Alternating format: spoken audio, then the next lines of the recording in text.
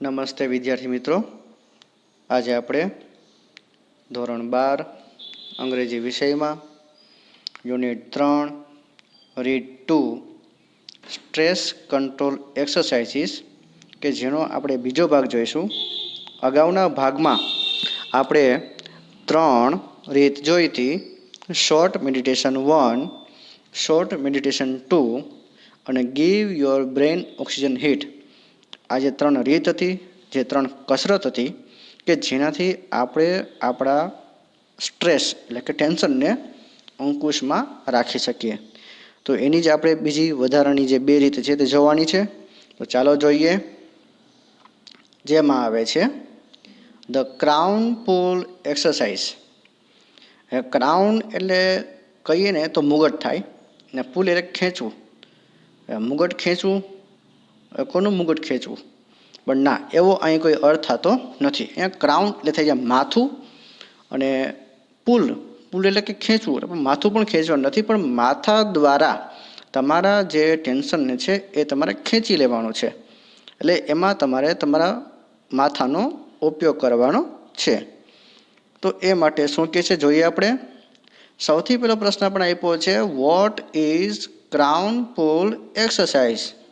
એટલે કે આ ક્રાઉન પુલ કસરત શું છે? The crown pull exercise is related to head, skull and spine. એટલે કે આ જે ક્રાઉન પુલ કસરત છે એ તમારું માથું, પછી સ્કલ એટલે કે ખોપડી, અને સ્પાઇન એટલે કે કરોડરજ્જુ સાથે જોડાયેલી કસરત છે આ. એટલે ક્રાઉન પુલ જે કસરત કીધી છે એમાં આપણે કહે કે માથું, પછી સ્કલ એટલે કે ખોપડી, અને સ્પાઇન એટલે કે કરોડરજ્જુ છે તેનો સમાવેશ થાય છે. આ કસરત છે તેને લાગુ પડે છે. ત્યાર પછી કહે છે, why should we do crown pulling?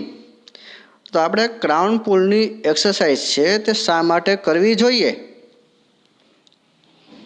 Van we get tensed or upset and don't breathe deeply enough, this can result in bones in the skull becoming slightly stuck together so that the fluid cannot circulate properly.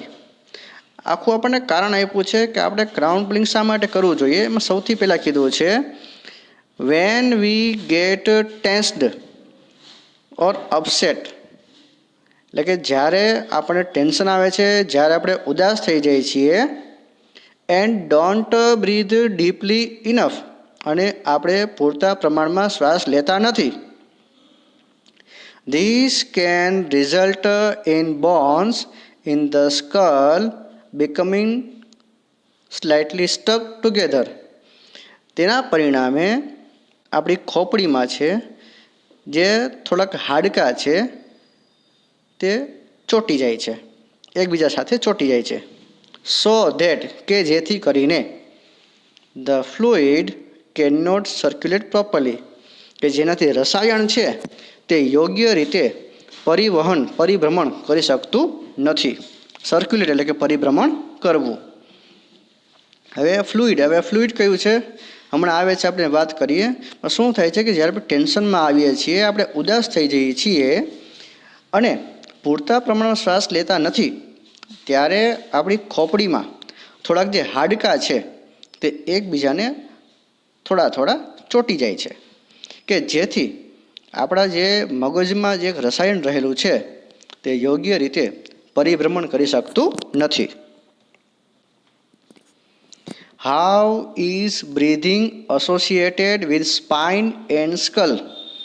તો અગત્યનો પ્રશ્ન છે કે શ્વાસોશ્વાસની જે પ્રક્રિયા છે તે કરોડરજ્જુ અને ખોપડી સાથે કેવી રીતે સંકળાયેલી છે. એસોસિએટેડ એટલે કે સંકળાયેલું, જોડાયેલું. એટલે કે આપણે બ્રીધિંગ એટલે આપણે શ્વાસોશ્વાસની જે પ્રક્રિયા છે એનાથી આપણી ખોપડી અને કરોડરજ્જુ છે તે કેમ જોડાયેલા છે. તો ચાલો જોઈએ. When we breathe, there is a microscopic movement of the cranial bones, which in turn allows the cerebrospinal fluid to move freely through the spinal column and the skull. હવે જો આપણે જે શ્વાસોશ્વાસની પ્રક્રિયા કરીએ છીએ તો તેનાથી આપણી જે ખોપડી છે અને કરોડરજ્જુ છે એમાં શું થાય છે આપણને આપેલું છે તો કીધે વેન વી બ્રીથ, જ્યારે આપણે શ્વાસ લઈએ છીએ, there is a microscopic movement, ત્યાં એક સૂક્ષ્મ પ્રક્રિયા થાય છે. માઇક્રોસ્કોપિક મુવમેન્ટ એટલે કે સૂક્ષ્મ પ્રક્રિયા, સૂક્ષ્મ હલનચલન ઓફ ધ ક્રેનિયલ બોન્સ. ક્રેનિયલ બોન્સ એટલે કે અહીંયા ખોપડીના હાડકાં, ખોપડીના જે હાડકાં છે એને ક્રેનિયલ બોન્સ કહેવાય. વિચ ઇન ટર્ન, કે જે બદલામાં અલાઉસ ધ સેરિબ્રોસ્પાઇનલ ફ્લુઇડ, કે જે સેરિબ્રોસ્પાઇનલ નામના રસાયણને છૂટ આપે છે. શેની છૂટ આપે છે?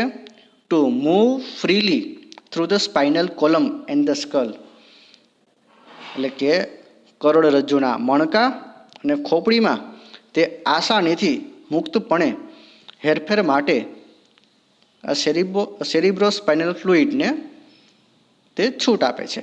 એટલે આપણા મગજમાં આપણી ખોપડીની આજુબાજુ જ્યાં રસાયણ રહેલું છે, જ્યારે આપણે શ્વાસ લઈએ છીએ ને ત્યારે આ રસાયણ છે તે આપણી ખોપડી અને કરોડરજ્જુમાં છે તે ફરતું હોય છે.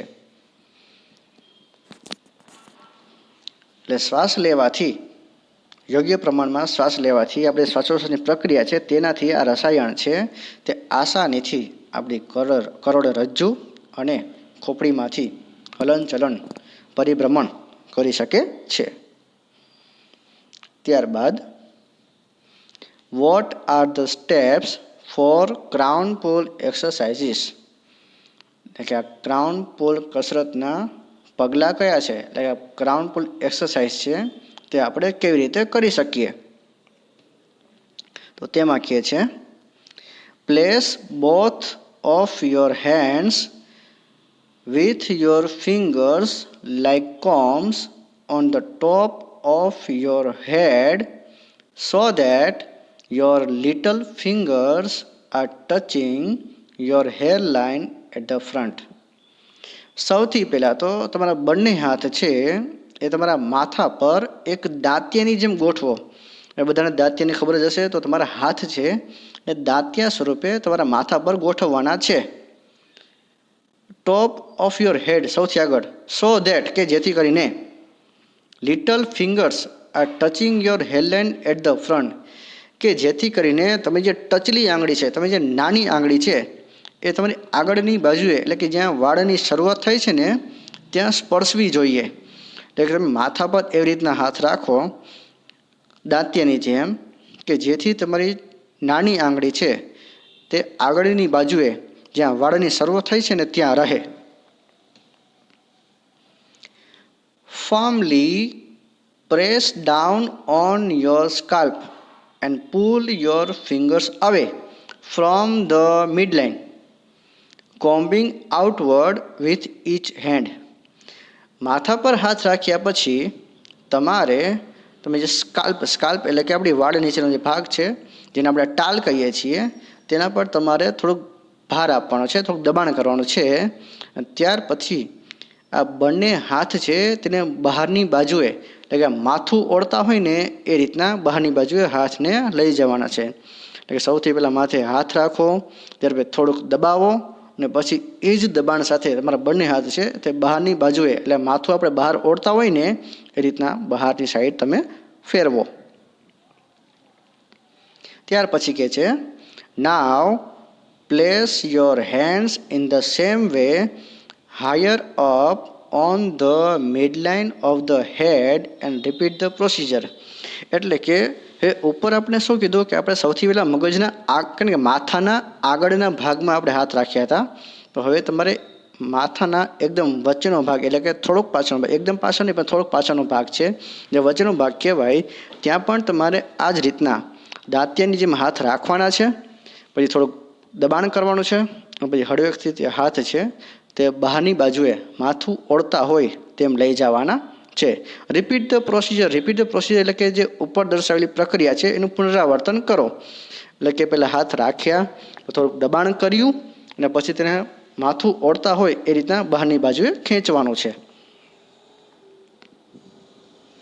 ત્યારબાદ now place your hands even further back on your head towards the crown and repeat the procedure. હવે તમારા હાથ છે એ તમારે એકદમ પાછળ લઈ જવાના છે, એટલે કે માથાના પાછળના ભાગમાં લઈ જવાના છે, કે જ્યાં તમારે અગાઉ જણાવેલ રીતે જ આપણે કેમ દાંતીઓ હોય એ રીતના તમારા હાથ રાખવાના છે. પછી થોડુંક ભાર આપવાનો છે અને પછી માથું ઓળતા હોય એમ બહારની બાજુ હાથ તમારે લઈ જવાના છે.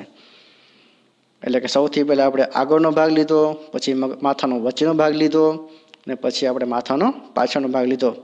આમ આ કસરતમાં કેને કે મુખ્ય 3 પગલાં છે અને જે એક પ્રક્રિયા છે જેનું આપણે પાલન કરવાનું છે કે દબાણ આપીને આપણી જે ટાલ છે, આપણી જે કે ઉપરની જે ચામડી છે તેના પર દબાણ આપીને આપણે બહારની બાજુએ ખેંચવાનું છે, માથું વળતા હોય તે રીતે. ત્યારબાદ જોઈએ what are the benefits of the crown pull exercise. તો આ જે ક્રાઉન પુલ એક્સરસાઇઝ છે એના લાભ કયા છે, બેનિફિટ્સ એટલે કે લાભ. તેમાં સૌથી પહેલો આવે છે the crown pull influences the flow of cerebrospinal fluid in a positive way. આ જે ક્રાઉન પુલની જે કસરત છે એ સેરિબ્રોસ્પાઇનલ ફ્લુઇડ જે રસાયણ છે તેને હકારાત્મક રીતે, એનો જે પ્રવાહ છે એને હકારાત્મક રીતે અસર કરે છે. ફ્લો એટલે કે પ્રવાહ. આપણા મગજમાં રહેલું જે રસાયણ છે તેના પર એક હકારાત્મક અસર થાય છે આ કસરતથી. ઇટ હેલ્પ્સ કામ યોર નર્વસ સિસ્ટમ. તેનાથી તમારા ચેતાતંત્રને તે શાંત કરે છે. નર્વસ સિસ્ટમ એટલે કે ચેતાતંત્ર. ચેતાતંત્ર છે તેને શાંત કરવામાં મદદ કરે છે. ઇટ ઓફન ટેક્સ અવે અ હેડેક ઓર સ્ટ્રેસ ઇન્ડ્યુસ્ડ સ્ટમક એક. એટલે કે ટેન્શનને લીધે થતો માથાનો દુખાવો કે જે પેટનો દુખાવો હોય ને એ દૂર કરે છે. અને ઘણા લોકો થતું હોય કે ટેન્શન આવે એટલે માથું દુખે, ને ઘણા લોકોને એનાથી ઊંધું થતું હોય, ટેન્શન આવે ને પેટમાં દુખે. તો ટેન્શનને લીધે પેટમાં દુખતું હોય કે માથું દુખતું હોય તો આ કસરતથી તેને દૂર કરી શકાય છે. એટલે આમાં આપણને લાભ થાય છે. It also helps you think clearly. એ તમને સ્પષ્ટ વિચારવામાં મદદ પણ કરે છે. એટલે કે ટેન્શન દૂર થઈ જાય તો આપણે સ્પષ્ટ રીતે પછી વિચારી શકીશું. તો એના માટે આ ક્રાઉન પુલ એક્સરસાઇઝ છે તે આપણા માટે ખૂબ જ ઉપયોગી છે. ત્યારબાદ જોઈએ મેન્ટલ ક્વિક ફિક્સિસ. મેન્ટલ એટલે કે માનસિક, ક્વિક એટલે કે ઝડપી, અને ફિક્સિસ એટલે અહીંયા ફિક્સિસ એટલે થશે ઉપાયો. એટલે કે થોડાક માનસિક અને ઝડપી ઉપાયો. એટલે ઝડપથી ટેન્શનમાંથી ફ્રી કેમ થઈ શકાય એના માટે આપણને અહીંયા થોડીક ટિપ્સ આપે છે. તો જોઈએ શું કહે છે. સૌથી પહેલાં put on some music you like and dance through the room.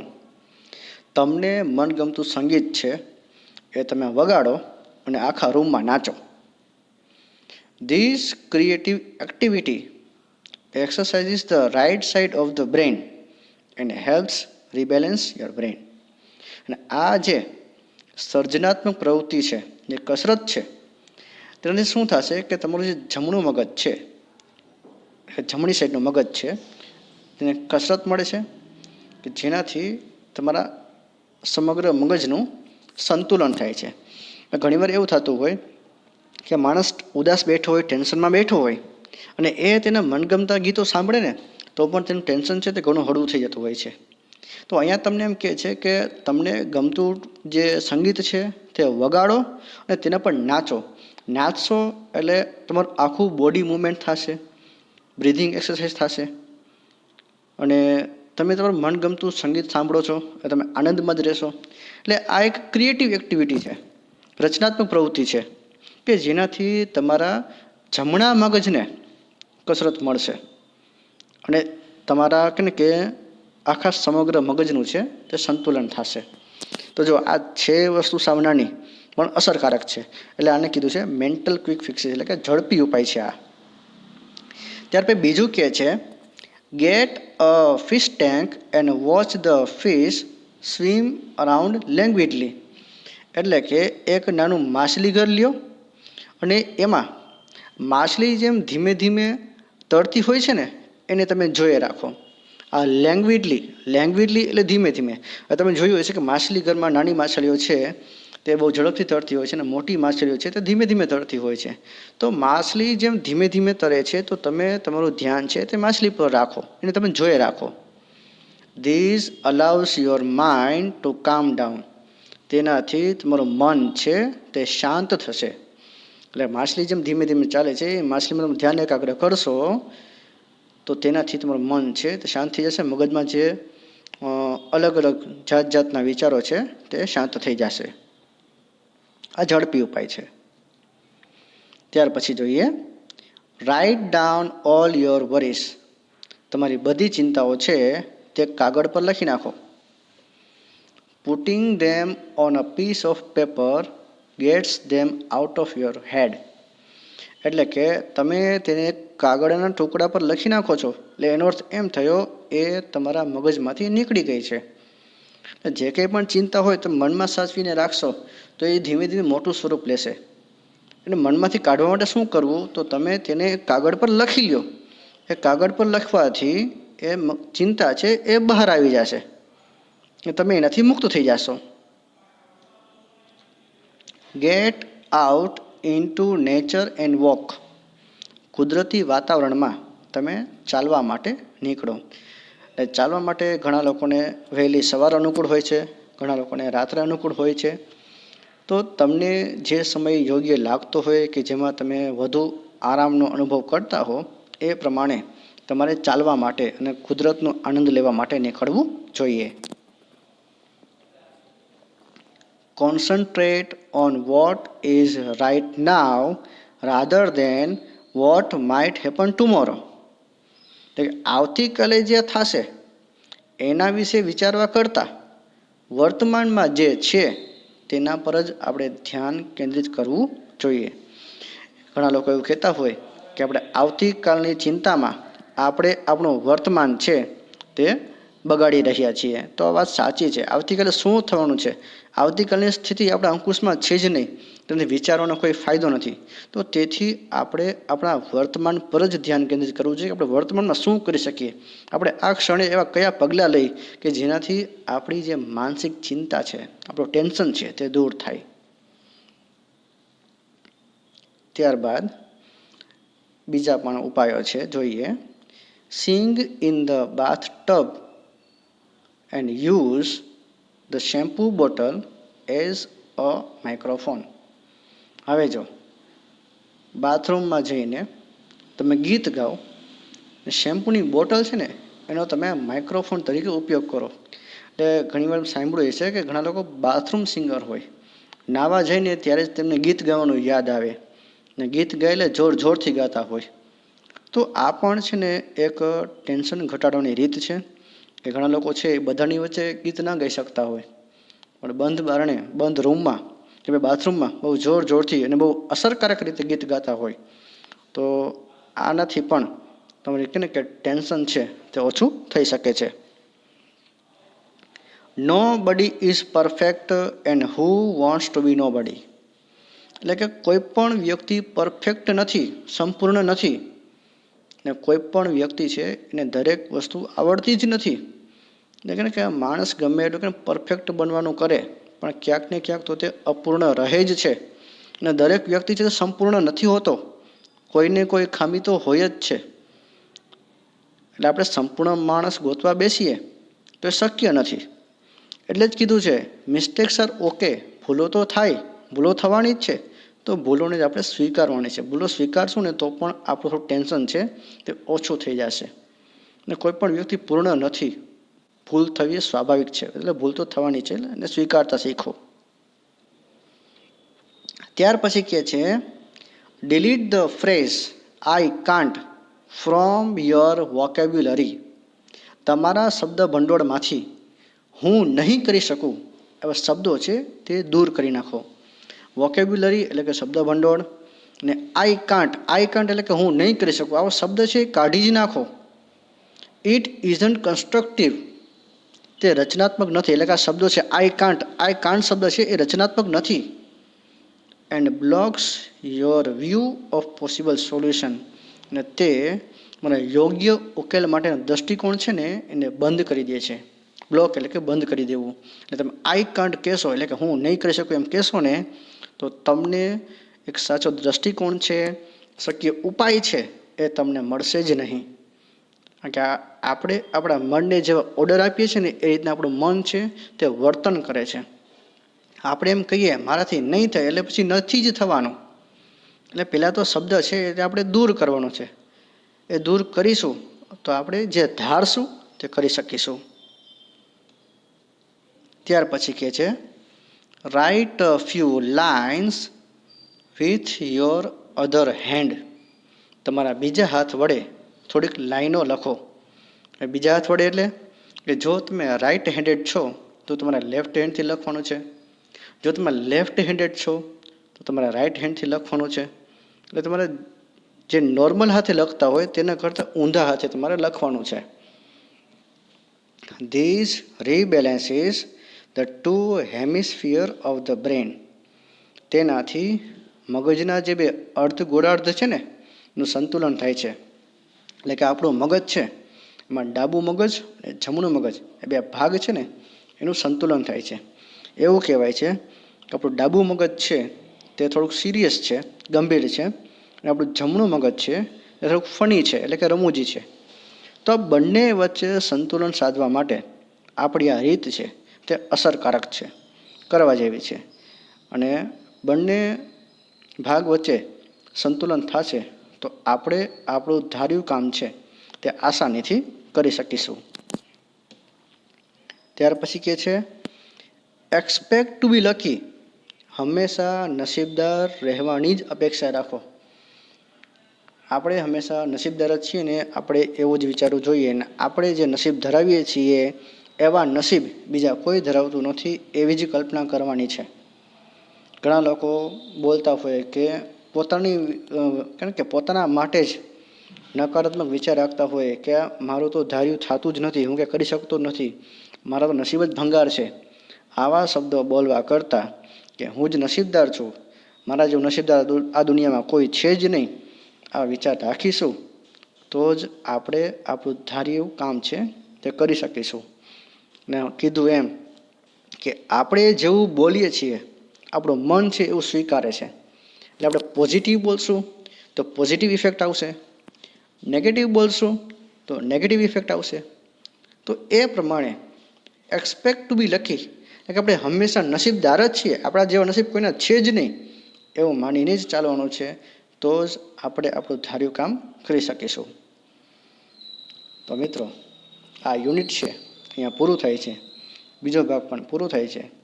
આ બીજા ભાગમાં જે ક્રાઉન પુલ એક્સરસાઇઝ અને મેન્ટલ ક્વિક ફિક્સીસ જે તમને આપેલા છે તે શોર્ટ નોટ સ્વરૂપે આપેલા છે. એટલે આપણા મુદ્દા પણ ક્લિયર થઈ ગયા અને આપણી શોર્ટ નોટ પણ ક્લિયર થઈ ગઈ છે. બરાબર. એ એક્ઝામમાં તમને પૂછાય તો આ રીતે તમે લખી શકો છો.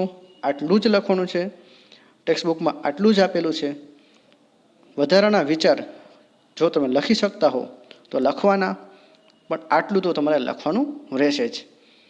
એટલે તમારી શોર્ટ નોટ છે તે કમ્પ્લીટ થાય.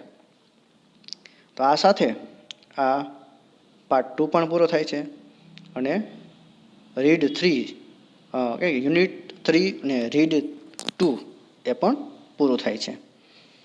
આપ સર્વેના સહકાર બદલ આપનો આભાર.